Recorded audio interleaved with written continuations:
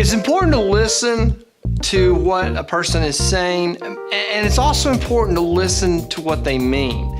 And so I'm going to start with a story. I'm Bill Snodgrass. This is a SNAPlife episode. Hopefully you will enjoy this. Getting through the story might be the hard part because, I'm gonna try to do accents. So this goes back to when I was website design. I had a website design company in Memphis, and we had a client we built a website for. He would call me about once a month. He would call me and he'd be like, "Hey Bill, I got a question." Yeah, I told you I was gonna try to do accents. I was like, "Yes, sir." Assuming he had a question related to something he had paid me to do, therefore I would be, obligated to answer the question. He goes, "I got a problem with my computer." I did not work on his computer. I didn't really ever see his computer. I was like, "Well, I said, I don't know. Let's see, what's your question?" And he would be like, and he would do this like once a month. It was always something different, but it was always in this vein. He'd be like my mouse driver's not working, or my mouse isn't working anymore. And I'd be like, "Does it have a battery?" This was back in the day when some mouses plugged in. So this particular time, he's like, "Well," he goes, I got a problem with my computer." And I was like, "Well, what's the problem?" He goes, "Well, I was messing around in my Windows 98 registry file." I was like, "Well, you shouldn't have done that." That's pretty much my answer. Now, I was listening to him, but he was not listening to me, because what I was trying to say is, I don't know anything about Windows, and I cannot help you.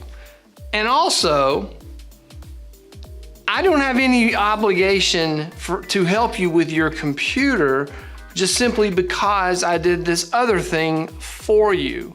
It would be like going into the grocery store and saying, "I know that I bought my sodas here, but I'm having a problem with my camera that I did not get here. Can you help me fix my camera that I didn't buy in your store?" He was not listening to what I was trying to say. What I was trying to say is, if you give me enough money, I'll research the problem and fix it for you.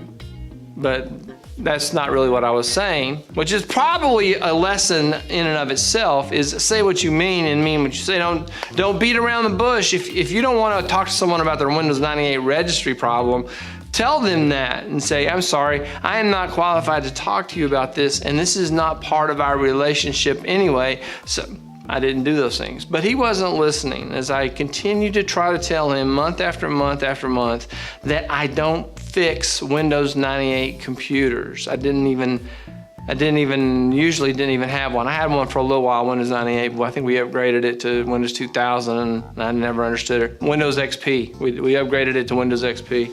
We would test our websites on it. All right, now here's the point of the story. When someone is talking, you don't only listen to the words, but you connect those words to the situation. You connect those words to the feelings that you are hearing come from them. You connect those words to the circumstances. You connect those words to the whole picture to derive meaning. Meaning comes from the sum of the words, the situation, the context, the emotions, the tone of voice, the body language. All of that becomes part of the message.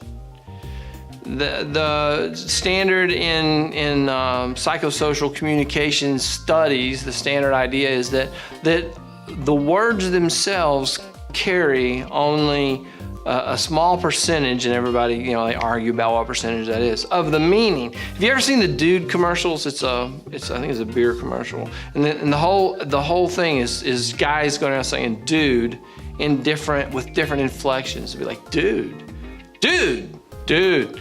It's the Dude commercial. You can probably find that on YouTube. I'm sure it's out there. The words themselves are not enough. Listen to the words, but connect those words to the entire total situation. When I explain to you that, I really don't know anything about Windows 98. There is in that also that carries the meaning of, and I would like to not be on this call because it's wasting my time. It's wasting your time too, because I don't know anything about Windows 98. Listen to the words, connect them to the entire body of the circumstance. That's all for this SNAPlife episode. Hopefully this was enjoyable. Hopefully this made sense to you. Hopefully my attempt at doing an accent did not off-put you so much that you leave the channel or something. Don't do that. In fact, go get some friends and have them subscribe. Thank you for watching. We will see you in the next episode.